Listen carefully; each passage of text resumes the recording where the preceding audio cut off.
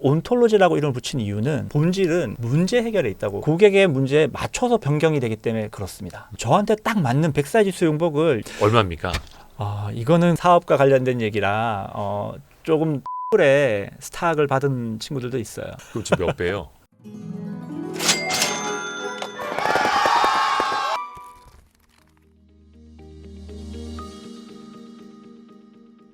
드디어 이분을 모셨습니다. 저희가 변우철 KT 피테크 본부장님, 어서 오십시오. 반갑습니다. 불러주셔서 감사합니다. 아유, 감사합니다. 그 팔란티어를 좋아하시는 분들 사이에서는 굉장히 구루 같은 존재이시더라고요.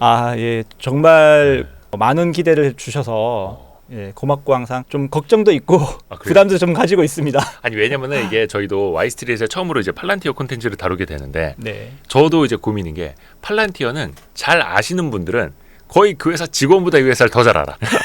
거의 우리 사주 있는 사람들 같아. 근데 모르는 사람들은 도대체 팔란티어가 뭐야? 들어는 봤는데 뭐 온톨로지 막 어려운 용어 나오고. 맞습니다. 그래서 저희가 어디까지 다뤄야 될지 모르겠는데, 일단은 네. 우리 변우철 본부장님은 진짜 팔란티어랑 거의 뭐 몸을 비벼가면서 일을 하시는 분이니까 현장 이야기, 생생한 이야기도 좀 많이 이제 좀 청해 보려고 합니다. 알겠습니다. 재밌게 생생하게 한번 풀어보도록 하겠습니다. 그리고 최근에 요 팔란티어 시대가 온다, 네. 팔란티어 시대가 온다라는 책도 쓰셔가지고 또 이제 관심 있으신 분들은 요 책 보시면 되겠고, 우선은 저는 그런 질문 한번 드리고 싶어요. 네. 왜 팔란티어냐? 내가 지금 시간을 내서 왜 팔란티어 얘기를 들어야 하느냐? 우리가 팔란티어를 배워야 하는 이유는 뭘까요? 첫 질문이 쉬워 보이지만 아주 힘든 질문인데요. 네. 팔란티어는 본질은 문제 해결에 있다고 볼 수 있습니다. 문제 해결. 네. 제가 2019년부터 팔란티어 엔지니어를 처음 만났거든요. 네네네. 근데 첫 마디가, 보통 이제 IT 솔루션 벤더의 이제 사람들은 첫 마디가 보통 반갑습니다. 네네네. 혹시 예산이 어떻게 되시나요? 혹은 언제 RFP를 내실 건가요? 이런 질문이 사실 상식이었거든요. 예. 이런 질문은 하나도 없고, 당신의 회사의 가장 큰 문제가 뭐냐? 처음에는 그냥 인사체인 줄 알았는데 미팅 하는 내내 묻더라고요. 5일 동안. 그래서 그 이후에 이제 팔란티어하고 프로젝트를 해보면서 알게 됐어요.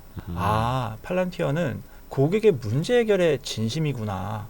우리가 보통 문제 해결하면 떠오르는 조직이 있습니다. 전략 컨설팅 펌 맞죠? 뭐 맥켄지도 있고 컨설팅 회사들. 보통 고객 문제를 해결한다고 아주 비싼 수임료를 받고 이제 해결해 줍니다. 그래서 그 결과물이 보통 PPT가 나오잖아요. 아름다운 수십 페이지, 수백 페이지짜리. 그러면 이제 딱 그걸 전달하면서, 고객님, 저희가 아름다운 해결책을 만들었으니 실행하세요. 근데 뭐 회사 생활 해보면 알겠지만 한 10개 한다 그러면 한두 개 될까? 대부분 이제 어렵죠. 실행이 어렵죠. 실행이 힘듭니다. 그러면 이제 전략 컨설팅에서 이럽니다. 이 문제 해결 방법은 좋은데 실행력이 부족하네요. 이렇게 우리가 할 건 다 했다. 맞습니다. 컨설팅 회사들은. 팔란티어는 아까 문제 해결을 자꾸 묻지 않습니까? 실제 고객의 리얼 데이터를 그날부터 데이 제로부터 이제 연결해서 그 문제를 데이터로부터 시작을 해서 해결합니다. 사실은 데이터를 놓고 직접 보다 보면 훨씬 빠르게 캐치가 되고요. 나중에 이제 이게 한 3개월짜리 프로젝트를 했습니다.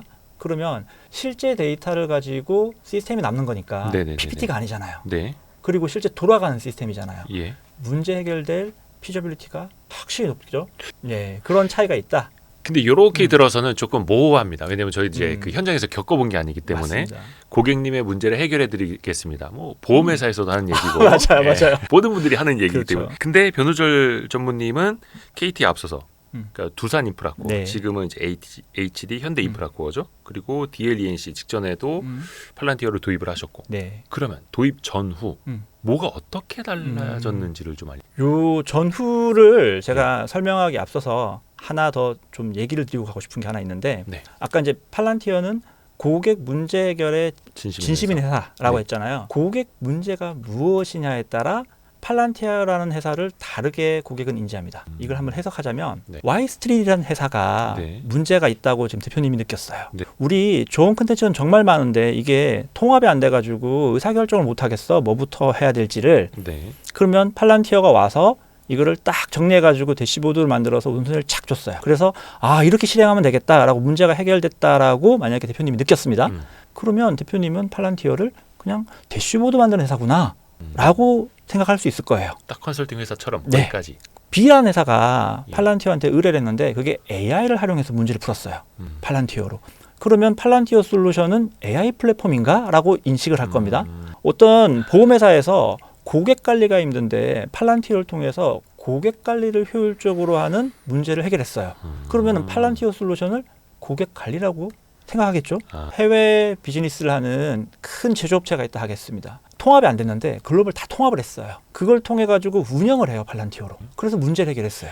재고도 줄이고 생산 리드 타임도 올렸어. 그 CEO는 팔란티어 툴을 보고 ERP 같은 거네 라고 인식할 수 있을 겁니다. 네네네. 고객들이 이렇게 다양하게 인식하고 오해하는 이유가 팔란티어라는 솔루션이 고객의 문제에 맞춰서 변경이 되기 때문에 그렇습니다. 그러면 두산인프라코어는 팔란티어와 프로젝트를 하고 전후가 어떻게 개선됐느냐? 두산인프라코어는 생각보다 많은 솔루션들이 이미 IT 솔루션들이 있었어요. 근데 이 솔루션들이 각각 놀고 있었습니다. 왜냐하면 회사라는 게 조직마다 그들이 사용하고 싶은 포인트 솔루션이라는 게 있어요. 네. 예를 들어 영업은 영업 시스템, 그 다음에 SCM 하는 사람들은 SCM 시스템, 그 다음에 R&D 하신 분들은 이제 뭐 MPD라 그래서 이제 새로운 제품을 만드는 시스템.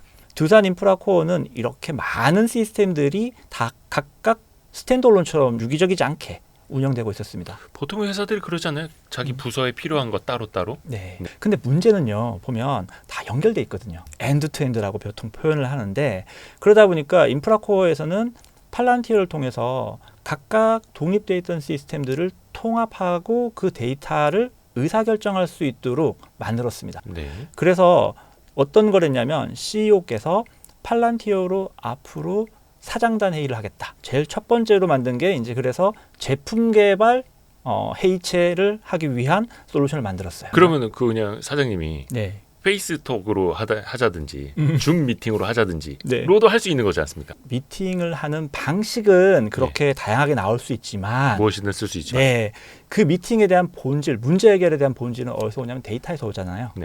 제품 개발을 하는데 타겟 코스트를 100불이라고 했는데 지금 110불이 나왔습니다. 그러면 이 제품을 출시해야 되냐 말아야 되냐. 20불이라고 하는 갭을 어떻게 해결할 거냐. 결국은 데이터에서 답이 나올 건데 과거에는 어떤 식이었냐면 각각의 부서가 데이터를 만들어 각각의 보고를 하다 보니까 진실된 숫자가 무엇인지 몰라요. 10불이라고 하는 요 갭이 문제인데 이 문제에 대한 원인 부서가 없습니다. 다 문제가 없대요. 재밌죠? 자기 부서는 다 문제 없다고 하죠. 근데 이거를 손을 못 대는 시스템의 데이터로 회의를 하게 되면 사장님부터 사원까지 같은 데이터를 봅니다. 보통 이걸 우리가 데이터 민주화라고 표현을 합니다. 그러면 문제 해결이 이제는 같은 데이터를 봤으니까 같은 답을 내기가 쉬워지는 거죠. 그리고 더 진실된 답을 내는 거고요.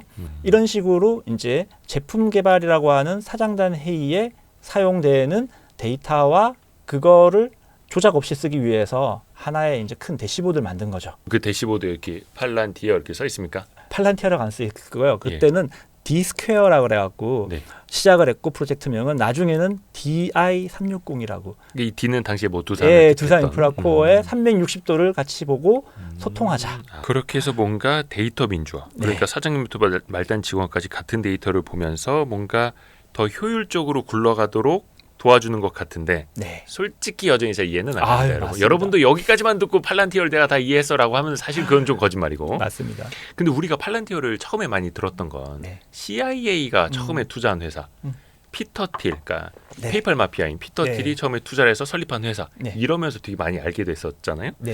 그러면서 이제 민간 영역까지 간 거고 국내에도 많이 이제 도입이 된 거고 국내는 이제 그러면 KT가 딱 세 번째? 아닙니다. 더 많이 하고 있죠. 삼성전자, 삼성 E&A도 쓰고 있고요. 그 다음에 몇 군데 더 있습니다. 요즘에 그럼 막 대기업들이 팔란티어 도입 안 하면 왠지 뒤처진 것 같고 막 이렇게 느끼고 있을까요? 그런 거 있지 않습니까? 왜 사장님들 사이에서 야 지금 다 인공지능으로 뭐 한다는데 우리도 뭐 해봐. 사업과 관련된 얘기라 조금 디테일은 떨어지지만 맞습니다. 저도 이제 팔란티어 외부 사업을 지금 KT에서 하고 있고요. 조만간 이제 다음 주에도 미팅을 합니다. 고객사 미팅을 하고 많은 고객들이 관심을 가져주고 있고요. 그게 이제 단순히 인기가 있다 이런 개념이 아니라 팔란티어가 왜 AI 시대에 이렇게 곽강을 받고 있느냐. 사실 요건 또 이제 기술적인 얘기. 제가 온톨로지 얘기를 할 때마다 어떻게 말씀드리는 게 좋을까 항상 고민을 많이 합니다. 안 그래도 그거 꼭 여쭤봐요. 예. 그러면 어차피 이제 말이 나온 김에 온톨로지 한번 얘기를 하고 가겠습니다. 그러니까 팔란티어를 이해하려면 온톨로지라는 개념부터 이해를 해야 된다면서요? 맞습니다. 분명히 저는 들었거든요. 근데 이제 안 들은 것 같은 약간 그런 느낌? 요거를 제 책에서 이제 설명한 예시가 있는데요. 예. 어차피 이제 팔란티어 피터 틸 얘기를 했으니까 예. 제가 한번 이렇게 얘기를 해보겠습니다. 팔란티어의 이제 창업 얘기인데요. 팔란티어를 설명하려면 사실 9.11 테러를 빼놓을 수가 없습니다. 네. 2001년도에 오사마 빈라덴이 주도한 테러죠. 정말 큰 테러고요. 피터 틸은 이 테러를 보면서 정말 분노를 느꼈어요. 네. 그리고 피터 틸은 다시는 미국에 이런 일이 일어나지 않도록 내가 역할을 하겠다라고 다짐을 했습니다. 사실 피터 틸은 우리가 알고 있는 페이팔 마피아 중에 거두 한 명이죠. 네. 그리고 팔란티어를 얘기하면 또 빠질 수 없는 인물이 하나 있습니다. 현 CEO 알렉스 카프고요. 네. 둘은 스탠포드 법대에서 만난 대학 동문관입니다. 이둘은 이제 의기투합해서 2003년도에 창업을 합니다. 팔란티어를. 근데 여기 팔란티어 창업에 또 재밌는 얘기가 많아요. 피터 틸은 사실은 톨킨의 소설을 정말 좋아하는 톨키니스트라고 하는데요. 네. 반지의 제왕을 정말 좋아했다고요. 그러다 보니까 반지의 제왕에서 멀리 보는 구슬, 미래를 보는 구슬, 팔란티르라고 하는 수정 구슬이 그 개념이 너무 마음에 든 거예요. 야, 이 개념을 내가 회사에 만들어서 우리 이 팔란티어라는 회사를 만들어서 모든 이런 테러를 막아보겠어. 라고 하면서 사명이 만들어진 거고요. 네. 중요한 인물 창업자 중에 알렉스 카프는 사실 철학자입니다. 박사학위를 독일에 가서 철학을 받았습니다. 그리고 이 사상을 기업 문화에 엄청나게 영향을 주는 거예요. 지금 얘기하려고 하는 온톨로지도 사실은 철학에서 온 개념입니다. 존재의 이유, 존재의 가치, 유중론, 실증론 이런 얘기를 많이 하는데요. 철학 얘기까지 할 필요는 없겠고요. 그리고 아까 질문 주셨던 CIA, CIA는 초기 고객이었어요. 근데 CIA가 팔란티어하고 프로젝트를 하는데 그 야전 침대를 깔아놓고 그렇게 열심히 할 정도로 열심히 하더래요. 네. 말만 하면 무슨 시스템이 24시간 안에 화면이 나와서 테스트해달라고 달라는 거예요. 해달라는 거를 하루 안에 다 해준다. 하루 안에 다는 아니겠지만 거의 그렇게. 그러니까 깜짝 놀란 거죠. 그래서 얘들하고 뭔가 일을 하면 좋겠다라고 해서 산하기관인 인큐테를 통해서 팔란티어에 첫 투자를 합니다. 사실 팔란티어가 피터 틸의 지인과 자기의 그 펀드 회사를 모아서 한 3천만 불 정도를 가지고 시작을 했는데 네. 그 돈이 큰 돈이긴 하지만 사실은 실리콘밸리에서는 큰 돈이 아니거든요. 그래서 항상 자금에 되게 힘들었는데 다른 데도 아니고 CIA가 200만 불을 투자를 하니까 금세 이제 투자를 유치하기 쉬웠나 봐요. 그래서 첫 번째 소프트웨어 제품 고담을 만듭니다. 예. 이게 국방용을 만든 거고요. 예를 들어 미 육군, FBI 이런 사람들이 쓰는 거고, 두 번째가 이제 상업용 제품 소프트웨어인 파운드리를 만듭니다. 지금 두산, 그다음에 이제 DLENC, 삼성, KT 다 파운드리를 쓰는 거고요. 이런 식으로 파운드리는 금융, 에너지, 제조 모든 고객들을 지금 가지고 있고, 파운드리는 일종의 상품 이름 같은 거예요? 서비스? 솔루션 이름이라고 보시면 되겠습니다. 소프트웨어 솔루션 네. 이름. 국방용이 고담이고 고담. 상업용이 파운드리라는 이름. 네. 그리고 팔란티어가 재밌는 게 네. 이런 프로젝트를 할 때 항상 엔지니어를 파견시킵니다. 예. 고객의 사이트로. 그러면 그렇지 않은 회사도 있지만 대부분이 그런 거 아니야? 라고 할 수 있는데 예. 이런 파견 엔지니어를 FDE라고 해서 Forward Deployed Engineer, 그래서 전방 배치 엔지니어라고 해서 실제로 고객 사이트에 보내서 고객과 똑같은 데이터를 보고 똑같이 밥을 먹고 똑같이 고민하면서 문제 해결을 하기 위해 가 있습니다. 사실 여기서 다른 점이 뭐냐면 일반 회사의 엔지니어를 파견하는 이유는 예. 그 솔루션 소프트웨어를 설치하러 가는 경우입니다. 예. 설치해서 고객이 쓸 수 있도록 하는 거. 목적이 그거죠? 셋업해주러 가는 맞습니다. 근데 팔란티어는 그게 아니라 예. 그 솔루션을 사용해서 고객이 데이터 기반으로 문제를 해결하는 걸 목적으로 갑니다.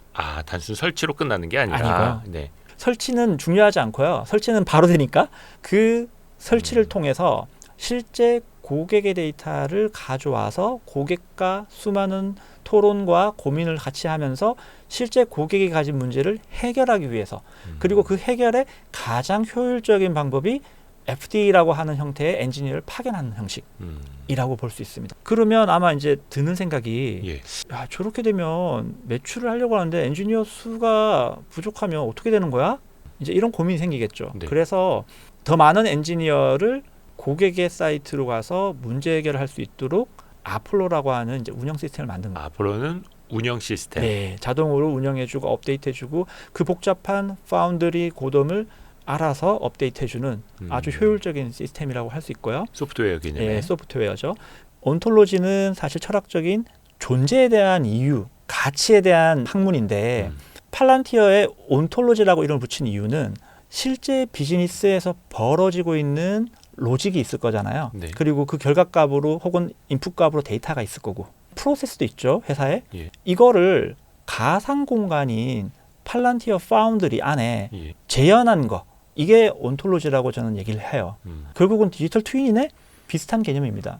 예, 디지털 트윈을 추구하고 실제로 팔란티어 외에 저는 디지털 트윈을 정말 실현하고 있는 회사가 과연 있을까?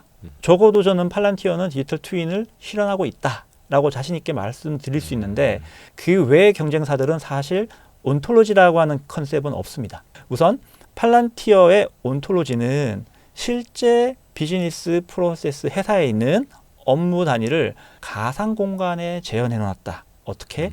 데이터와 로직 그리고 액션이라는 세 개의 영역으로 시멘틱 레이어, 다이나믹, 키네틱 레이어 이렇게 나눌 수 있는데요. 네. 그런 복잡한 얘기는 다 빼고 데이터, 로직 그리고 액션이라고 하는 세 개의 요소로 온톨로지 상의 실제 일하는 모습을 그대로 비즈니스에 발생하는 문제를 그대로 옮겨놨다. 이게 이제 바로 온톨로지. 그러면은 이렇게 팔란티어가 온톨로지라는 개념으로 구축을 해 놓으면 여러 데이터들을 통해서 그냥 사장님이 전사 저기 말단의 어떤 일까지도 데이터를 통해서 다 보고 관장할 수 있다. 이렇게도 이해가 가능한 거예요. 맞습니다. 그게 이제 추구하는 방향이 될 거고요. 그래서 아까 제가 사원부터 사장님이 같은 데이터를 보는 게 정말 중요합니다. 실제로 이게 구현되기가 정말 힘듭니다. 데이터를 있는 그대로 오픈하는 걸 대부분의 리더들은 두려워합니다. 그렇죠. 저 안 그래도 그 여쭤보려고 그랬는데 그러면 우리가 이제 ERP 시스템도 네. 회사 모든 사원이 접속해서 볼 수 있는 게 아니잖아요. 거기 네. 매출 막 이런 거 다 찍히니까. 네. 그러면은 모든 데이터를 모든 직원이 똑같이 본다면 사장님이 보는 매출, 막 이익, 막 세금 이런 데이터를 다 볼 수 있는 거예요? 그렇진 않고요. 아는 건 가려주네요. 네, 팔란티어가 어떻게 보면 미 국방부의 이제 가장 높은 사스 프로그램이라는 회사에서 3개만 제일 높은 등급 IP6를 받았는데요. 그게 AWS, 그다음에 Azure, 그리고 팔란티어입니다. 그만큼 보안에 있어서는 목숨을 거는 회사고요. 특히 팔란티어 엔지니어들과 같이 일을 해보면 정말 보안에 철저합니다. 꼭 이렇게까지 하냐라고 할 정도로 하고 있고 당연히 이제 그 부분은 제어가 되는 거고요. 제가 드리고 싶은 데이터를 같이 봐야 된다는 얘기는 여기에 데이터가 다 저장돼 있어요. 그러면 우리 팔란티어 없이도 모든 데이터가 있는 거 아니야? 여기서 중요한 개념은 제가 이렇게 얘기해 볼게요. 요 빌딩에다가 저한테 딱 맞는 100사이즈 수영복을 10개를 넣어놨어요. 찾을 수가 있을까요? 하나의 빌딩 안에서 못 찾죠. 못 찾죠. SAP에는 수많은 의미론적인 관계가 없는 데이터, 독립적으로 돼 있는 데이터들이 존재할 겁니다. 네. 그 데이터들을 의사결정할 수 있는 의미론적인 부분으로 연결짓고 조합하는 게 결국은 키인데 그거가 어디서 하냐면 팔란티어 온톨로지에서 구현되는 겁니다. 그러니까 다 산재되어 있는 모든 데이터를 아까 말씀하신 것처럼 연결해서 그 연결의 의미는 비즈니스 문제를 해결하기 위한 요게 중요합니다. 제가 그 팔란티어 프로젝트를 하고 이런 질문을 많이 받습니다. 네. 당신네 회사 원래 SAP 데이터 얼마나 있어? 한 20테라 정도 됐던 것 같아. 그러면 다른 데이터는 어디 나스에도 영상 데이터가 200테라가 있고 어디에서 다 합치면 한 수백 테라야. 그 다음 질문이 뭐냐면 팔란티어로 연결했댔잖아. 그럼 팔란티어는 얼마나 있어 데이터가? 이렇게 묻습니다. 그게 왜 궁금하시죠? 그 질문은 전체 데이터에서 팔란티어가 얼마만큼 커버리지를 가지고 있느냐를 궁금해하는 건데 저는 그거는 의미가 없다고 생각해요. 1메가바이트든 100메가바이트든 1기가든 그 작은 데이터라고 생각하더라도 그게 실제 비즈니스 문제와 그 의사결정하는데 연결이 돼 있고 해결하는데 도움이 되는 데이터라면 충분하다. 볼륨이 중요한 게 아니라 실제 비즈니스 문제 해결에 연결돼 있는 데이터가 중요한 거다. 예를 들어 500테라다? 근데 실제 팔란티어에 10테라밖에 안 돼 있어요. 500분의 10이니까 50분의 1만 이내 문제 해결하겠네? 이런 생각을 하는데 그거하고는 다른 얘기입니다. 다 연결해야 되는 거 아니야? 왜 이거밖에 연결 안 했어? 이게 아니라는 거죠? 아닙니다. 좀 기술적으로 얘기하면 데이터 레이크라는 개념이 나오는데요. 네. 데이터를 모은 호수라는 뜻인데 데이터 레이크를 시도했다가 실패를 한 회사들이 저는 많이 보고 있습니다. 이유가 뭐냐면 아까 건물에다가 수용복 10개를 그냥 던져놓은 거와 똑같은 거예요. 어디에 있는지 찾을 수가 없습니다. 그래서 아까 말씀하신 것처럼 누군가에게 찾아달라고 요청을 해야 되고 그런 일들이 벌어지고 그래서 보통 이런 현상을 데이터 늪이라고 합니다. 호수를 만들었는데 호수인 줄 아는데 늪에 빠져버린 거예요. 네, 맞습니다. 그러니까 그 늪에 빠진 데이터들을 찾아서 진짜로 활용이 가능하게끔 맞습니다. 선반에 정리하듯이 근데 그게 맞습니다. 또 데이터로 다 보이게끔 맞습니다. 이제 조금 이제 이해가 갑니다. 한 100분의 1 이해 갔습니다. 이제 팔란티어 정문 열고 들어갔습니다. 트럼프가 재밌는 거 과제를 하나 또 이제 얘기를 했어요. 일명 골든 돔이라고 해서 이게 뭘까? 이스라엘의 아이언돔 생각나지 않습니까? 골든돔. 네.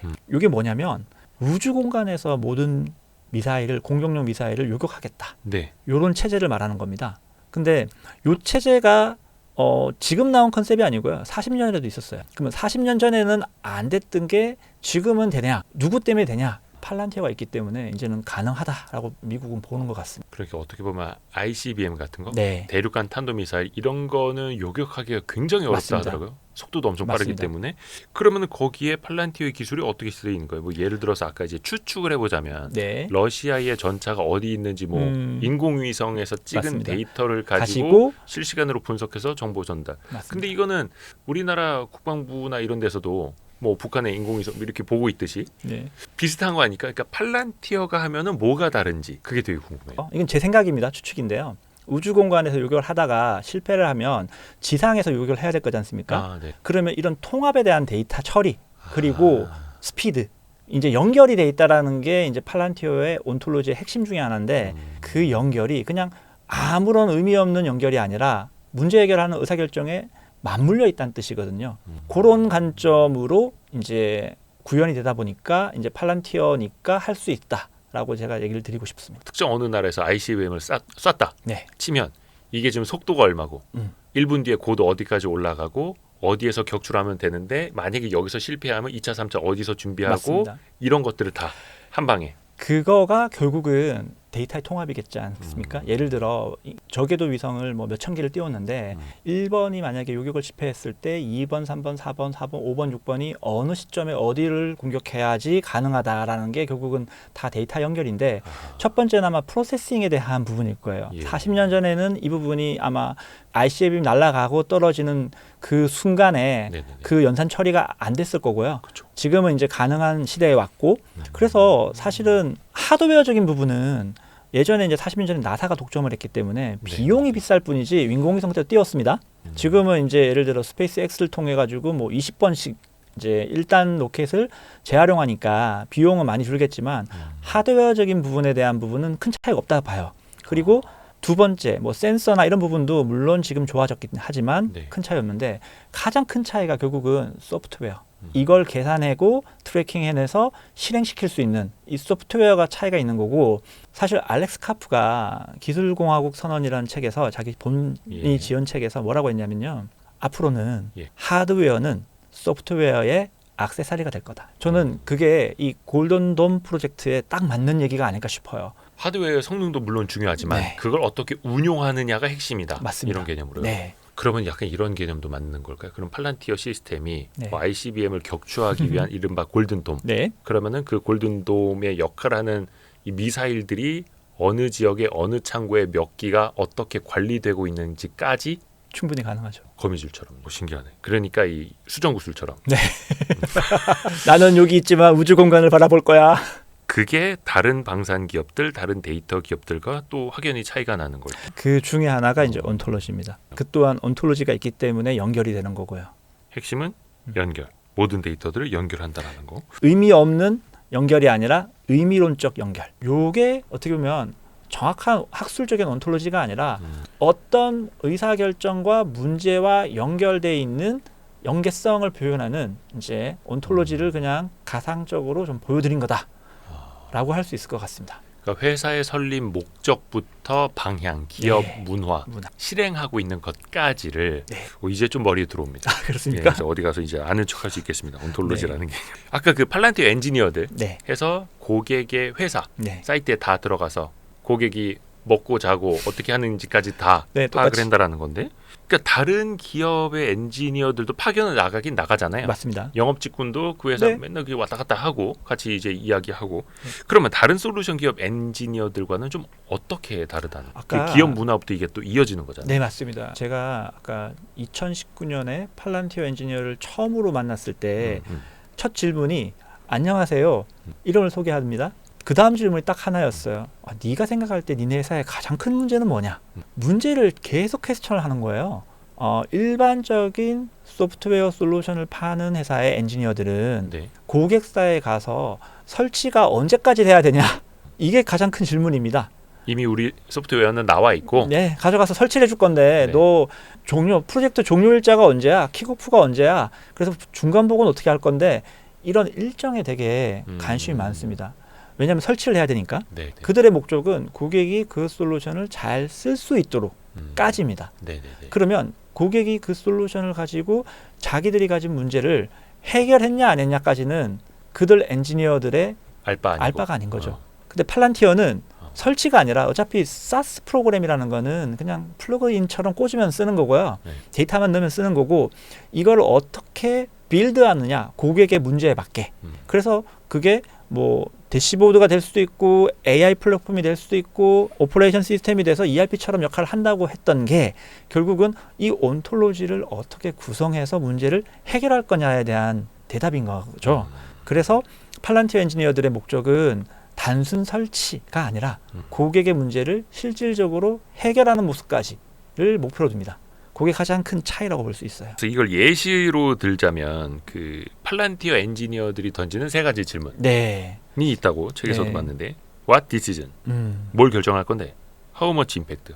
얼마나 임팩트가 클 건데? Where 데이터가 어디 있는데? 이거잖아요. 네, 맞습니다. 이거를 집 짓는 거? 이게 한번 좀 비유를. 집을 짓기 위해서 호수 전망이 보이는 아름다운 산 중턱에 땅을 샀다고 하겠습니다. 기존 솔루션과 팔란티어는 어떤 차이가 있는지를 집 짓는 거에 좀 비유를 해보겠습니다. 호수 조망이 멋지게 나오는 집을 만들겠다가 목적이고, 그럼 문제라 그러면은 호수 조망을 해치는 게 문제겠죠. 그래서 기존 방식, 그 다음에 이제 모듈러 방식이라고 이제 표현했지만 둘 다 IT 솔루션을 집 짓는 거에 비유하는 겁니다. 기존 방식으로 IT 솔루션을 만든다라고 하면은 다 커스터마이징이 또 되니까 그러면 정말 큰 창을 만들었어요. 통창으로. 그래서 내 눈에 거슬리는 게 없도록 해서 호수가 잘 보이도록. 근데 집을 짓고 나보니까 6개월이 걸려서, 반대로 팔란티어는 모듈러 주택처럼 집을 짓는 방식입니다. 이게 어떤 뜻이냐면 주방 한 칸, 그 다음에 창문 한 칸, 그 다음에 방 한 칸, 이런 식으로 팔란티어 내부의 솔루션에 이미 정리되어 있는 여러 가지 앱들이 있어요. 그 앱들을 조합해서 빠르게 지을 수 있다라고 볼 수 있는데요. 그런데 짓고 보니까 빨리 짓는 건 좋은데 통창이 없어요. 제일 큰 창이 한 2개 정도로 구분되는 한 요 정도의 크기인 거예요. 연결되어 있는. 그래서 누군가 그러겠죠. 야, 조망이 중간에 샤시 때문에 가려서 별로야. 충분히 그렇게 말할 수 있죠. 근데 재밌는 건 뭐냐면 6개월이 걸려서 실제로 프로젝트 하나 하면 최소한 6개월은 걸립니다. 그래서 이제 솔루션 하나 도입을 했어요. 도입을 하고 181일째 딱 와봤는데 이렇게 되는 거예요. 호수 조망이 아래층에서 집을 짓기 시작하기 전까지는 나무도 없고 아무것도 없었는데 갑자기 나무를 세웠다든지 아니면 대나무를 심어서 조망이 가리는 상황이 발생한 거예요. 그러면 기존 방식 같은 경우에는 방법이 없죠. 왜냐하면 이미 솔루션을 다 만들었고 설치를 다 끝냈기 때문에. 근데 이제 팔란티어는 자유로운 게 뭐냐면 솔루션을 온톨로지 안에서 다양하게 바꿀 수가 있어요. 그러면은 가설적으로 이런 그림이 가능한 거예요. 1층에 키높이를 넣어서 층고를 올리는 거죠. 조망을 확보하기 위해서. 조망 그 목적에 맞게. 똑같은 질문을 했어요. 고객이 건축사한테 나는 멋진 호수 조망을 만들고 싶어요. 그래서 A라는 기존 방식의 회사에서는 통창을 만들어서 해결하리요 라고 문제를 정의한 거죠. 호수 조망을 져야 하는 건 창이야라고 이제 스코업을 한 거예요. 근데 팔란티어는 그게 아니라 창이 아니라 더 중요한 거는 그걸 가리는 나무를 회피해서 다른 더 높은 곳에서 생활할 수 있도록 해서 회피할 거야. 즉 문제를 어떻게 정의했느냐에 따라 결과가 달라지는 거예요. 그렇기 때문에 팔란티어는 문제의 정의에 되게 고민이 많고 그 고민이 이제 결국은 3퀘스천이라는 걸로 이어집니다. 그 세 가지 질문은 결국엔 이 문제를 정의하기 위한. 맞습니다. 그러니까 고객사에 처음 가서 첫 미팅에서 하는 질문도 당신의 가장 큰 문제가 뭐냐, 그리고 목적도 가장 큰 문제를 파악하기 위한 것. 맞습니다. 그게 거의 처음부터 끝까지네요. 문제에 대한 정의와 그 문제를 해결하는 것이 A부터 Z까지라고 볼 수 있고요. 그러면 이제 다시 돌아와서 What decision, 이게 뭐냐? 회사에 보면 문제가 되게 많습니다. 당신의 문제가, 회사의 문제가 뭡니까 하면 주절주절해요. 말을 많이 하죠. 잘 모르죠. 맞습니다. 그냥 사장님이 좀 매출 떨어졌대요. 뭐 이런 거. 우리 조회수가 안 나와 어떡해. 그러게. 되게 브로드하기도 하고요. 그 다음에 되게 지엽적이기도 해요. 문제에 대한 정의를 What decision, 이 질문을 가지고 어떻게 문제를 정의하냐에 따라 본질이 되게 바뀌는데 그거를 사실은 우리가 데이터 기반으로 문제 정의를 해본 적이 없어요. 그러다 보니까 잘 못합니다. 그러면 이제 되게 두서없게 얘기하는데 이거를 이제 문제들을 막 정리해가면서 이제 만들어 갑니다. 문제를 예를 들어 5개를 정리했다 하겠습니다. 회사 안에 5개의 주요 문제가 있다. 우선순위를 가지고 또 정리를 해야 될 거잖아요. 5개 문제를 한 번에 할 수 있는 만큼의 역량과 캐파와 리소스가 없을 테니까 그러면 좋아, 우리가 봤을 때 첫 번째 그러면 해야 될 문제를 정해보자 라고 했을 때 뭐 제비뽑기 할 수도 없는 거고 그러면 그 다음 질문이 이제 결국은 How much impact입니다. 그러면 얼마나 큰 재무적인 영향이 있는 거야. 재무뿐 아니라 정성적인 부분도 있어요. 예를 들어 공기업 같은 경우에는 돈 버는 게 목적이 아니잖아요. 사회시설을 운영해야 되는 경우에는 예를 들어 전기 가동률, 전기를 제때 계속 끊임없이 공급하는 게 돈 버는 것보다 더 중요할 수 있는 거잖아요. 그래서 어떻게든 이제 정성적인 이제 임팩을 정합니다. 그러면은 1번부터 5번까지 중에 어떤 거는 이 의사결정을 잘하면 100억이라는 돈을 리턴할 수 있는 거고 어떤 질문은 5억을 리턴할 수 있는 거고 반대로 이럴 수도 있는 거고요. 그러면 문제에 대한 크기가 여기서 정해질 겁니다. 아마 이렇게 되면 대표님께서 이럴 거예요. 제일 큰 돈부터 먼저 합시다. 합리적이잖아요. 근데 저도 그렇게 생각했는데 팔란티어는 이런 얘기를 하더라고요. 3번째 질문을 하는 거예요. Where is data? 데이터가 어디 있어? 이 질문은 데이터의 레디니스를 통해서 지금 당장 실행할 수 있는 문제냐 아니면 더 데이터를 확보해야 될 문제냐, 여기에서 최종 우선순위를 정하더라고요. 그래서 이 3가지 퀘스천을 통해서 문제의 우선순위와 슬랙을 하고 실제로 피저빌리티가 있는 과제에 집중하기 위한 어떻게 보면 필터링, 스크린이라고 볼 수 있는 거죠. 문제를 해결하기 위한 답을 찾아가는 과정에서 맞습니다. 꼭 필요한 질문들. 그리고 또 그 팔란티어 하면은 어떻게 보면 이제 그 성장성, 과연 이 회사가 어디까지 확장할 것인가. 국방 분야도 그렇고, 그러니까 방산을 넘어서서 이제 민간 기업 쪽으로 오다 보니까 이 회사가 더 커질 거라는 그런 기대감. 또 사실 그런 주가의 엄청나게 높은 밸류에이션이 지금 시장에서 뭐 합리화라고 표현해도 될지는 모르겠습니다. 합리화되고 있는 게 말 그대로 그 성장성이잖아요. 그러면 이게 민간 기업들도 어디나 누구나 또 많이 도입할 수 있다, 이렇게 보면 될까요? 우선 그 얘기를 하기 전에 얼마 전에 2분기 이제 어닝콜 자료가 릴리즈됐어요. 제가 요 한번 자료 보여드리겠습니다. 팔란티어가 아마 룰 오브 40이라는 게 이제 2가지의 지표를 합쳐서 40이 넘으면은 상당히 훌륭한 소프트웨어 기업이다라고 이제 보통 얘기를 하는데요. 첫 번째가 성장성입니다. 그리고 몇 프로나 성장했냐? 그리고 2번째는 이익에 대한 얘기예요. 그러면은 룰 오브 40이 나오려면 성장 20% 더 했고요. 영업이익률이 한 20%쯤 돼요. 그러면 2개 합치니까 40이 되죠. 팔란티어는 지금 23년 3Q부터 40을 넘었어요. 그리고 지금은 요번에 2Q 기준으로 올해 94가 나왔습니다. 근데 재밌는 건 성장성도 성장성이지만 영업이익이 너무 높아요. 이 얘기는 팔란티어가 돈을 너무너무 잘 벌고 있다는 얘기가 되는 거죠. 그 얘기는 팔란티어가 정책을 유연하게 바꾸거나 여러 가지 방법을 통해서 매출을 확대할 수 있는 기회도 있는 거예요. 성장성도. 그리고 지금 이게 어느 정도냐? 그러면 지금 세상에서 가장 높은 룰 오브 40을 가지고 있는 게 엔비디아입니다. 그리고 엔비디아 다음이 이제 팔란티어인데요. 정말 넘사벽인 상황까지 와버린 거다라고 할 수 있고요. 팔란티어가 이렇게 좋은데 왜 그러면 한국 기업들 중에 아직 도입을 한 기업들이 생각보다 많지 않다라는 이제 질문을 할 수 있는 것도 있어요. 사실은 사실 팔란티어가 비용이 상당히 좀 센 편입니다. 안 그래도 그 여쭤보고 싶었는데 얼마입니까? 이거는 공식적으로 제가 얘기를 드릴 수는 없고요. 촬영이 끝나면 그래도 얘기를 드릴 수가 없을 것 같아요. 일반적인 다른 대기업들 많이 쓰는 SAP라고 하는 소프트웨어 회사라든지 그런 데보다도 그럼 훨씬 비싸요? 이게 얘기하기가 조심스러운 게 왜냐하면 사항에 따라 요금을 어떤 스코프로 누가 쓰느냐에 따라 달라지기 때문에 절대적인 얘기를 하긴 되게 힘든데 이미 이제 뭐 오픈된 얘기 중에 하나가 팔란티어를 가장 많이 쓰는 회사, 잘 쓰는 회사 중에 하나가 영국 회사 중에 브리티시 페트롤 BP라는 회사가 있습니다. 석유 회사 맞습니다. 여기는 1년에 팔란티어한테 사용 요금으로 주는 돈이 하나로 1,000억 원 훨씬 넘는다고 들었어요. 아니 회사 하나가 팔란티어 일종의 뭐 문제 해결 솔루션 비용에 1년에 매년 1,000억이요? 이상을 주는데 그럼 제가 이렇게 한번 설명해 보겠습니다. 1,000억이면 거의 매년 회사 하나씩 M&A 할 수 있는 거 아닙니까? 자 이렇게 한번 설명해 볼게요. BP가 글로벌 매출이 한 4,000억쯤 돼요. 원유를 시추해 가지고 이제 가공해서 유통도 하고 팔기도 하지 않습니까? 매출 400조에 예를 들어 생산성이 10%가 늘었다 칠게요. 그러면은 한 440조가 되겠죠. 매출이 40조가 이제 생산성이 늘었어요. 그러면 40조를 예를 들어 한 영업이익률 한 5%만 하겠습니다. 넘겠지만 그러면은 영업이익이 얼마 생겼습니까? 2조가 생긴 거죠. 2조를 더 만들 수 있는 기회를 1,000억으로 만들다 보면 1조 9천억이 더 생기는 거잖아요. BP의 CEO라고 가정하고 이 투자를 하시겠습니까?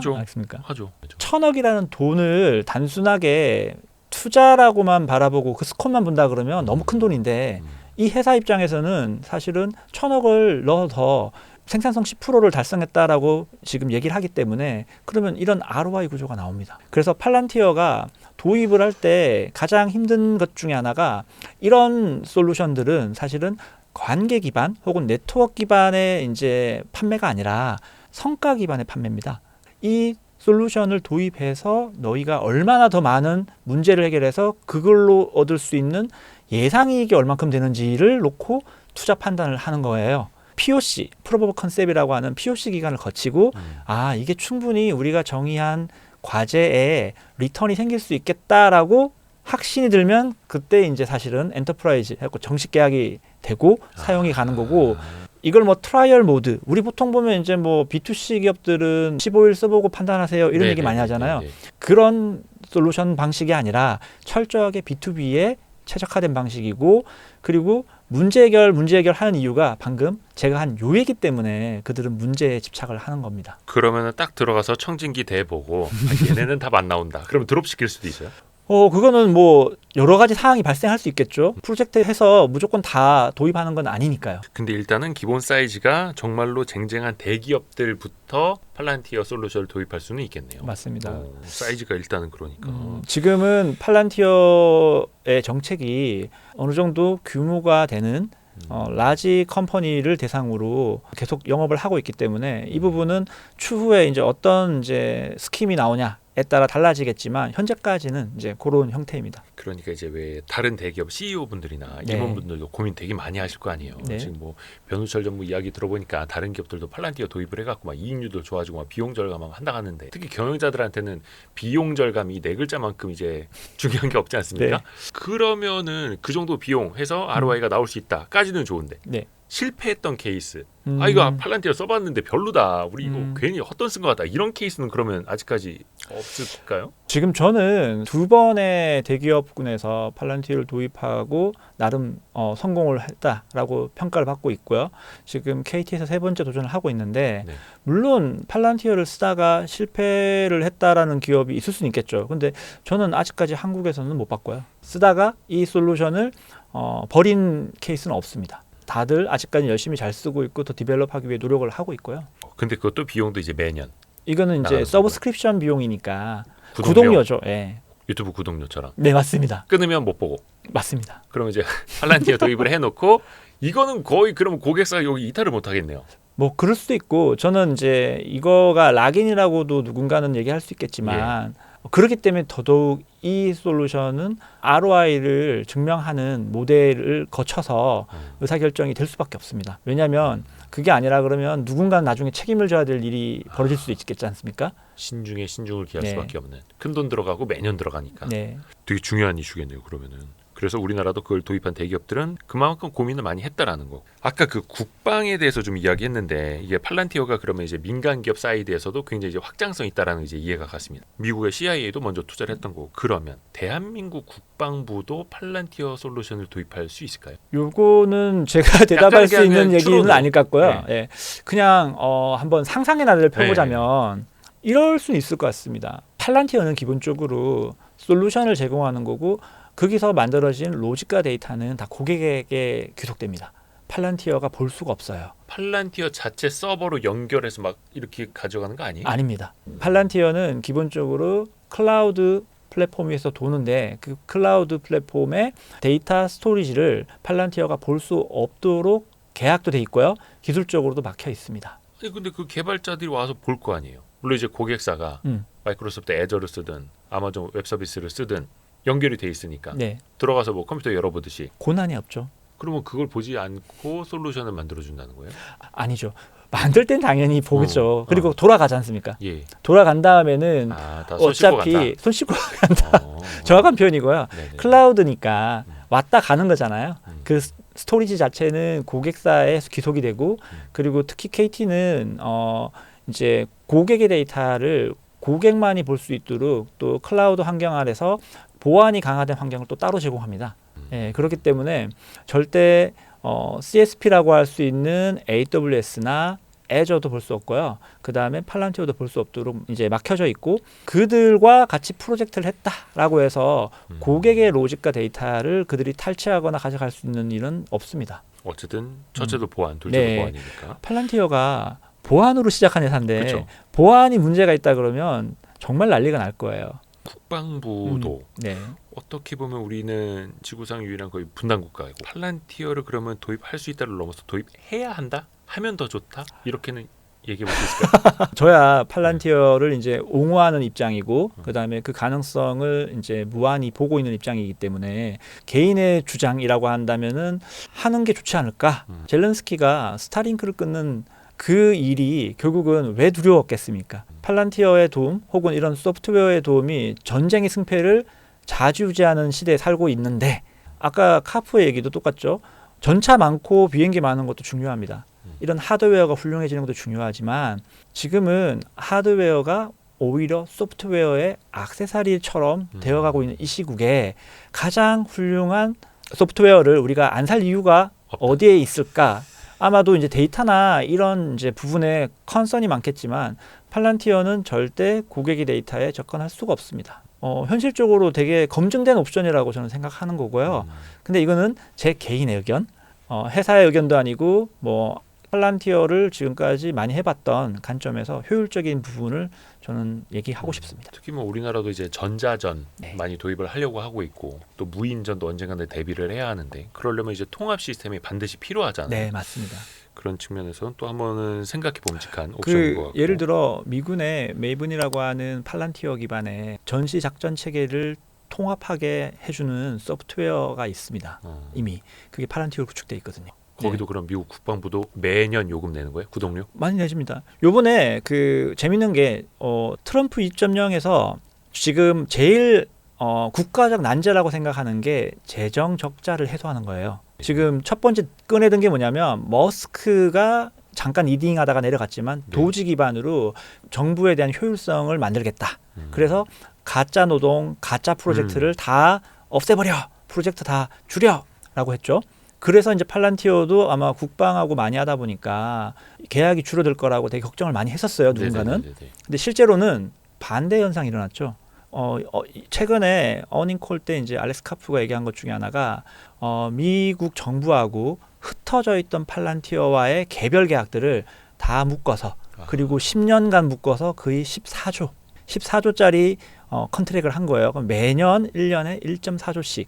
그러니까 미국 정부 입장에서는 그 예산을 더 효율적으로 쓰기 맞습니다. 위해서 돈을 아끼기 위해선 팔란티어에 더 돈을 주고 맞습니다. 더 효율화를 해야 한다. 카프가 이런 얘기를 하더라고요. 네네네. 우리는 자신이 있다. 도지가 가짜 프로젝트를 다 쳐내기 때문에 진짜 우리는 실체가 있고 그 다음에 효율성이 있는 팔란티어가 재평가받을 거다. 저는 처음에 그게 약간은 허세인 줄 알았는데요. 지금 보니까 그렇게 돼버렸어요. 근데 이걸 반대로 뒤집어서 한번 질문 드려볼게요. 네. 그러면 국방부도 그렇고 네. 대기업들도 그렇고 매년 구독료를 내듯이 팔란티어를 써야만 한다면 언젠가는 여기에 너무 종속되어 버릴 수도 있잖아요. 예를 들어서 우크라이나가 일론 머스크가 뭐 그냥 스타링크 끊어버릴 수도 있다 이랬을 때 막 나라 전체가 흔들렸던 맞습니다. 것처럼 네. 그러니까 일론 머스크 하나만 바라보고 막 제발 우리 통신 끊으시면 안 돼요라고 하는 것처럼 나중에 팔란티어한테 팔란티어가 이거 끊어버리면 그 나라 자체가 마비돼 버릴 수도 있는 건데 회사가 망하거나 그럴 리스크는 없을까요? 물론 이제 뭐 신뢰를 기반으로 다 하기는 하겠습니다만 그런 확률까지 이제 감안한다 그러면 사실 의사결정은 너무 힘들 것 같고요. 효율성을 감안해야 되고 최근 이재명 정부가 강조하는 소브린 AI도 마찬가지고요. 주권 이런 부분들이 되게 중요하고 그렇다면 저는 이건 약간 투 트랙으로 봐야 되지 않을까 싶어요. 뭐냐면 회사 전반적인 효율성을 위해서는 이제 팔란티어를 쓰되 정말 회사의 주권이나 이런 부분들을 위해 필요한 부분들은 그건 또 따로 별도의 시스템을 운영할 수도 있고 효율을 떠나서 투 트랙을 좀 봐야 되지 않을까 싶어요. 하기사 뭐 소프트웨어가 됐든 뭐가 됐든 어딘 건가는 이제 써야 하는 거는 마찬가지인 거고 이제 팔란티어가 워낙 또 빠르게 또 확장을 하고 있기 때문에 그 염려가 들지는 않을 텐데 물론 이제 그것까지도 의사결정하는 배경에 있기는 하겠죠. 또 하나 궁금한 게 이제 팔란티어의 온톨로지 개념도 이제 좀 이해가 가고 네. 그러면 다른 쟁쟁한 글로벌 기업들 있지 않습니까? 네. 뭐 SAP도 그렇고 뭐 아마존도 그렇고 네. 마이크로소프트도 그렇고 야 뭐야 팔란티어에 그렇게 잘 나가? 그 개념이 뭔데? 쟤네가 저렇기에 기업 문화가 이래? 현장 나가서 이렇게 하고 있어? 이런 기술이 있어? 그러면 마치 메타가 오픈 AI 엔지니어들 막 스카우트 해가듯이 야 팔란티어 직원들 연봉 2배 줄 테니까 다 오라고 해. 우리도 그렇게 만들어봐 라고 할 수 있지 않을까요? 아예 못하는 겁니까 팔란티어처럼? 아니죠. 자본주의 사상에서 이게 안 될 이유는 없지 않습니까? 예. 카프가 얼마 전에 이런 얘기를 하더라고요. 그 질문을 똑같은 유사 질문을 언론에서 이제 했던 것 같습니다. 우리의 직원들은 국가의 난제를 해결하고 고객의 문제를 해결하는 사명감으로 일을 하기 때문에 그깟 돈에 흔들릴 사람들은 아니다라고 얘기를 정확하게 했습니다. CEO가 너무 순진한 거 아니십니까? 그리고 정말 재밌는 게 HR 디렉터도 팔란티어에 그런 문구를 공연하게 써서 나가요. 돈에 흔들릴 사람들은 아예 지원하지 말라고. 물론 입사할 때는요. 네. 저는 돈에 흔들리지 않습니다. 저는 팔란티어에서 일하고 싶습니다. 연봉 저는 반토막 나도 팔란티어 가고 싶습니다라고 하고 팔란티어 이제 이력서에 몇 주 이제 쓸 수 있을 정도 되고 이직할 때 제가 팔란티어에서 말이죠. 3년 동안 좀 주름을 잡다 왔는데 연봉 한 3배 주시죠. 이럴 수 있는 게 사실은 인간입니다. 이제 리스크 대비 차원에서 질문 드리는 겁니다. 충분히 그럴 수 있고요. 팔란티어의 그 이직률이 생각보다 그렇게 빅테크 평균보다 좀 낮습니다. 저도 지금 7년째 보고 있는 친구들도 있고요. 생각보다 되게 사명감도 강하고 노열티도 강하고 그동안 이제 RSU를 미리 받아서 주가가 어마무시하게 올랐잖아요. 그렇게 해서 보상이 되니까 아마 이제 그럴 수도 있을 것 같고요. RSU가 스톡옵션보다 훨씬 더 장기적으로 훗날 받을 수 있는 거잖아요. 맞습니다. 비슷할 것 같습니다. 제가 아는 엔지니어들은 뭐 9불, 8불에 스탁을 받은 친구들도 있어요. 그럼 지금 몇 배요? 아무튼 뭐 잘 되는 회사니까. 네, 뭐 그럴 수 있을 것 같고요. 엔지니어들도 정말 사명감이 되게 남다릅니다. 주식을 그렇게 받았으면 없던 사명감도 생길 것 같긴 합니다만 우리 이 책 팔란티어 시대가 온다라는 이야기를 제 책을 통해서 또 이야기를 하고 있는데 팔란티어가 100% 완벽한 회사일 수는 없잖아요. 당연하죠. 예를 들어서 그 회사 화장실 변기도 막힐 수도 있는 거고 그래서 도시락 시켜 먹는데 뭐 식중독도 걸릴 수도 있는 거고. 맞습니다. 팔란티어의 리스크는 없습니까? 한 번도 생각해 본 적이 없어요, 제가. 왜냐하면 없다가 아니라 그런 식의 고민을 해본 적이 없어서 어떻게든 이거를 잘 쓰거나 이걸 가지고 효용성 있게 만들 생각만 했지 팔란티어 리스크라는 질문을 저한테는 해본 적이 없는 것 같아요, 제가. 근데 앞에서 제가 여쭤봤던 그것도 그거죠. 그러니까 엔지니어의 그 이직 가능성이라든지 너무 폐쇄적인 구조라든지 왜냐면 이제 팔란티어가 뭘 어떻게 하는지 외부에서는 전혀 거의 뭐 알 수가 없는 구조라고 하고 그만큼 또 보안을 중시하니까 어떻게 보면 또 나중에 규제 리스크가 있을 수도 있겠고, 왜냐면 또 이제 그 지금의 주가는 세상 모든 걸 다 해결할 수 있는 거의 이제 반지의 제왕, 절대 반지를 이제 그 정도 아닙니까? 사실 지금의 팔란티어 인기는 제가 2018년부터 팔란티어를 알았고 19년부터 프로젝트를 해서 한 7년 차가 됐는데 지금만큼 팔란티어의 인지도와 가끔은 종교에 가깝죠. 네, 믿음인데 특히 이제 이랬던 적이 우리나라에서 없었어요. 미국의 빅테크에 투자하시는 분들 네. 중에서는 또 이게 자신의 재산하고 같이 이제 연결이 돼 있으니까 더더욱 맞습니다. 그런 게 있죠. 리스크다. 사실 이제 그러면 이런 생각은 할 수 있겠네요. 너무너무 지금 퍼가 높지 않니? 그래서 이게 이제 언젠가는 뭐 폭락할 수 있는 리스크는 없는 거야? 뭐 이런 얘기는 할 수 있겠습니다. 네. 미리 말씀드리면 저는 팔란티어 주식을 한 주도 가지고 있지 않고요. 주식을 하지 않습니다. 그래서 되게 객관적으로 이제 얘기를 드릴 수는 있는 환경인데 폐쇄적인 문화와 신비주의로 똘똘 뭉친 팔란티어가 지금까지 잘 해왔고 앞으로도 유사하게 잘 해나갈 것 같다는 생각은 많이 해봤어요. 책에 이런 챕터가 있습니다. 경쟁사 제품과 어떤 차별이 있는지 빅테크들이 팔란티어의 온톨로지를 기술적인 모방은 가능할 수 있죠. 이론적으로. 기술적으로. 네. 근데 제가 뭐라고 표현했냐면 20년 동안 팔란티어가 투자해온 게 단지 기술이 아니에요. 그 경험, 실패 경험도 많을 거고요. 온톨로지를 구성하고 유지 보수하면서 기술 경험, 철학 이 세 개를 한 번에 카피할 수 있는 방법은 제가 볼 때 쉽지 않을 거예요. 단순히 몇 명의 핵심 인재를 뽑아서 데려갔다 해서 모방할 수는 없을 거고요. 최근에 이제 뭐 이런 흐름인지는 모르겠으나 우리 페이팔 마피아 아까 얘기 드렸잖아요. 팔란티어 마피아란 말이 돌아요. 팔란티어에 한 100명 넘는 친구들이 실리콘밸리의 주요 스타트업이나 주요 빅테크에서 엄청나게 하락을 하는 걸 보고 페이팔 마피아가 아니라 팔란티어 마피아 시대가 왔구나라는 말을 하더라고요. 분명 이런 인재들이 퍼져나감으로 인해서 팔란티어의 온톨로지라고 하는 정말 큰 경쟁력이 사실은 널리 쉐어링 될 수 있죠. 네. 근데 이게 왜 힘드냐면 아까 얘기한 것처럼 기술만의 문제가 아니기 때문에 기술, 철학, 그다음에 여러 가지 운영해본 경험 이게 세 박자가 물리다 보니까 정말 쉽지 않을 것 같아요. 기술만은 카피할 수 있지만 그 안에 있는 철학 어떻게 보면 이 팔란티어라는 회사가 그 철학을 기반으로 맞습니다. 만들어진 회사다 보니 베낄 수 없는 것이 분명히 팔란티어 관계자가 이런 얘기를 하더라고요. 제가 똑같은 질문을 했습니다. 저도 책을 쓰면서 너무 궁금해서 밝힐 수는 없지만 팔란티어 온톨로지 뒤에 셀 수 없는 스타트업의 무덤이 있대요. 무덤이요? 네, 이게 무슨 소리야? 하니까 그거를 도전했다가 실패하고 문 닫은 회사가 그렇게 많대요. 아, 팔란티어처럼? 네, 온톨로지를 만들기 위해서 투자도 해보고 사람도 모았는데 결국은 성공하지 못한 채 역사의 뒤안길로 간 수많은 무덤이 있다. 하고 뭐 그런가 보다 했는데 요즘 저도 그런 생각 많이 합니다. 정말 팔란티어의 온톨로지를 기술만 가지고 카피할 수 있을까? 이건 가능해 보여요. 안 되는 게 없는 세상이니까. 근데 그들의 경험과 그 안에는 실패 경험도 있고 성공 경험도 있을 겁니다. 그리고 철학까지 이 세 개가 엔드 조건으로 물린다면 이건 좀 독보적인 경쟁력이 되지 않을까. 마지막으로 그러면 또 국내에서도 변우철 전무님을 이제 많이들 찾아서 막 강연 들으려고 하시는 것도 우리도 그런 팔란티어를 도입할 수 있느냐 해야 하느냐 막 이런 거 들으시려고 하는 거잖아요. 그런 분들께 특히 뭐 기업 임원진 분들한테 어떤 조언을 해주고?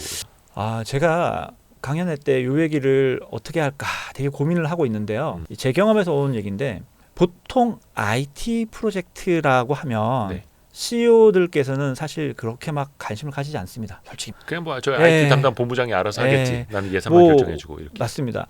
딱 그분들이 이제 관심 가지는 건 예산 투자 규모고요. 그다음에 언제 빨리 끝나냐 이런 건 관심 가지는데 사실 이게 제대로 됐냐 안 됐냐 이런 부분들을 물론 관심 가지는 CEO들이 점점 늘어나고 있어요. AI 시대가 되면서.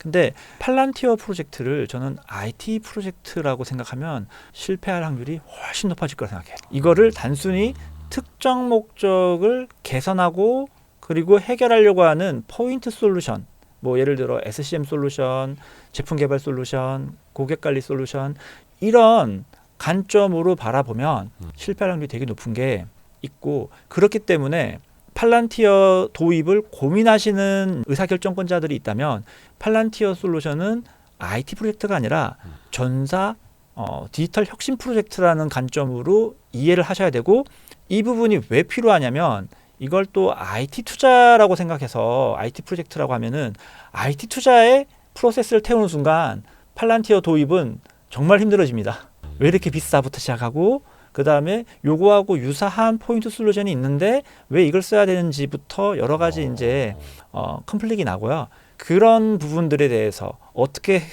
해결을 했고 어떤 관점을 가지면 좋을지에 대해서 책에 잘 반영을 해놨고 그래서 제가 볼 때는 한 3가지 정도가 좀 필요할 것 같아요. 첫 번째는 전사 프로젝트라고 했고 전략적인 디지털 혁신 프로젝트라고 했습니다. 네. 그래서 이걸 이끌 사람은 결국은 CEO, 사장님이. 네, 사장님이 직접 해야 되고요.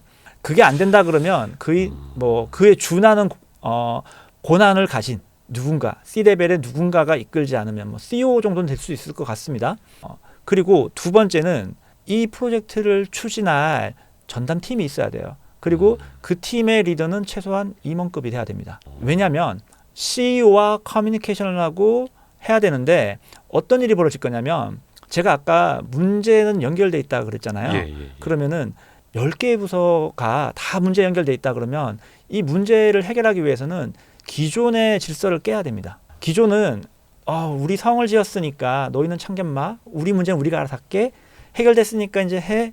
요런 식의 이제 접근하는 방법이 많을 겁니다. 근데 팔란티어의 방법은 엔드 투 엔드로 다 같이 문결을 연결해 놓고 실제 문제가 어디에 있는지를 봐야 되는데 이러되면 기존의 질서가 깨지기 때문에 조율을 해야 되고 그 조율을 아마 이 프로젝트를 추진하는 리더 혼자서는 불가능합니다. 그렇기 때문에 CEO와 아주 긴밀한 협업이 필요한데 그러기 위해서는 최소한 임원급의 경험 있는 리더가 필요할 것 같고요. 마지막으로 팔란티어는 지속 가능하게 계속 쓰면서 발전을 해야 됩니다. 네. 그렇기 때문에 이 기술을 디벨롭하는 기술을 계속 내재화하고 그리고 이 부분을 계속 이제 교육을 통해서 확산을 해야지만 이제 ROI가 나오는 이제 그런 구조입니다. 그렇기 때문에 내재화에 대한 고민이 필요합니다. 이 3가지를 고민을 하고 나름의 전략을 찾아야 이 프로젝트가 성공하지. 그냥 IT 프로젝트고 요새 팔란티어가 되게 좋다고 하니까 이거 도입하세요라고 하면은 사실은 도입하기도 힘들고 해도 사실은 큰 효용이 없을 수 있습니다. 그러니까 이게 사실 그러면 이제 전사적으로 데이터를 다 열어놓고 해야 하는 거니까 어떤 부서는 좀 어떤 본부는 좀 불편한 상황에 놓일 수도 있겠네요. 맞습니다. 막 변호철 전무라는 사람이 말이야, 좀 팔란티어 한다고 지금 다 뒤집어 놓고 다닌다고 막 이럴 수도 있는 거 아닙니까? 맞습니다. 다른 기업 사례로 이제 예를 들면 기존에 거기도 막 IT 개발자들 막 있을 건데 네. 우리도 잘하는데 뭐 영어 쓰는 사람도 저 와가지고 막 뭐 한다고 어떻게 이렇게 그 팔란티어 프로젝트가 벌어지는 현장을 갔다 온 것처럼 혹시 팔란티를 보고 있나요? 현실은 비슷합니다. 또 거기도 기득권이라는 게 있을 맞습니다. 테니까 어느 기업이든 정말 이게 쉬운 문제는 아닙니다. 그리고 그분들이 문제냐 아닙니다. 그분들의 일을 열심히 해왔던 거고요. 어떻게 보면 이제 의사결정이나 일하는 방식이 바뀌고 그 다음에 문제를 그전에는 한 조직의 문제로 봤다가 이제는 회사 전체의 문제로 보기 때문에 달라지는 이제 스콥이고요. 이건 필연적으로 발생할 수밖에 없고요. 제가 책에도 기술해놨는데 그런 기존에 있는 기득권의 헤게모니 주도권을 놓고 싶지 않는 조직이 있어서 한 번은 이런 일도 있었어요. 네. 미팅을 급히 오라는 거예요. 그래갖고 팀주로 급히 갈게요 하고 아까 팔란티어 쪽에서요? 아니면 아닙니다. 회사 그냥 회사 내에서. 그래서 그때 이제 저는 이제 팔란티어를 하고 있었고요. 추진하고 있는 이제 팀의 리더였는데 그 전주에 이제 대표님이 이제 여러 가지 이제 이슈에 대해서 챌린지가 있었고 저는 그 부분을 이제 팔란티어로 이제 한번 해결해 볼 수 있다라고 이제 제안을 했던 건데 당연히 이제 연락이 오니까 그걸 어떻게 협업할 건지에 대한 얘기라고 생각하고 즐거운 마음으로 이제 미팅에 들어갔죠. 딱 접속을 했는데 오른편에 보면 팀즈에 보면 이제 접속자들이 쫙 있잖아요. 대답받아 한 10명은 훨씬 넘는 거예요. 그래서 와 이게 뭐지? 라고 했는데 이미 접속을 다 해 있던 분들이 제가 모르는 분이 되게 많았어요. 근데 미팅이 어떻게 흘렀냐면 팔란티어를 되게 지엽적인 부분을 놓고 이제 공격을 하는 거예요. 팔란티어에는 이런 기능이 없잖아요. 우리는 지금 솔루션 이런 게 되는데 유저들이 이거 되게 좋아하는데 팔란티어 어떻게 개발할 거예요? 시간 걸리잖아요. 이거 안 되잖아요. 이런 질문을 하는데 내 느낌은 거의 뭐 17대 1의 인터넷 청문회 같은 느낌인 거예요. 우리 장관님들 이제 청문회 할 때 보면 좀 공격이 날카롭지 않습니까? 한 30분 동안 질문을 듣고 대답을 하는데 땀이 뻘뻘 나더라고요. 근데 한 30분 넘어갈 때 제 머릿속에 딱 떠오르는 게 있었어요. 근데 지금 하는 저 질문이 우리가 해결해야 될 문제하고 어떤 연관이 있지? 그리고 저 질문을 해결하면 그 문제가 해결되는 건가? 두 질문하고 상관이 없어 보였어요. 그래서 제가 회의를 딱 스톱시키고 물었죠. 근데 뭐 아니 그게 뭐 이러면서 이제 되게 흐지부지 된 거예요. 그냥 우리는 팔란티어가 이런 다 된다는데 이런 게 안 되니까 이런 식으로 이제 흐지부지 되면서 미팅을 나왔어요. 제가 그때 제 나름대로 어떤 걸 느꼈냐면 팔란티어를 하다 보면 이러한 유사한 사항을 정말 많이 겪겠구나. 그러면서 제가 이제 그 두 개의 질문, 우리가 해결해야 될 문제와 본질적인 연관이 있느냐, 그리고 있다고 하더라도 이 질문을 해결하면 그 본질적인 문제가 해결되느냐, 요 두 개를 항상 되물었어요. 그러다 보니까 이제 사실 그렇게 지엽적이고 그다음에 헤게모니 때문에 이제 어떻게 보면 프레임이죠. 팔란티어라는 무엇이든 할 수 있는 솔루션을 어항 속의 고기처럼 이렇게 가두기 위한 데이터 플랫폼, 대시보드로 가두기 위한. 근데 사실은 그 질문을 통해서 상당히 이제 그 이후부터는 그런 챌린지에 대해서 유연하게 대처했고 그때부터 이제 좀 뭔가 성과를 더 집중할 수 있는 환경이 되었던 것 같아요. 오히려 네. 그 17대1 정부를 겪으시고 나서 뭐 내공도 많이 강해졌고요. 뭐 이제는 웬만한 문제 가지고 뭐 걱정도 안 되고, 그리고 다른 회사에서 이런 일도 있었어요. 되게 나이 많으신 고참 임원이었어요. 근데 그분이 우리 업에 무슨 데이터를 가지고 하면서 제가 출근한 다음 날 임원 미팅에서 제가 있는 걸 아는지 없는지 모르겠지만 엄청 호령을 하셨어요.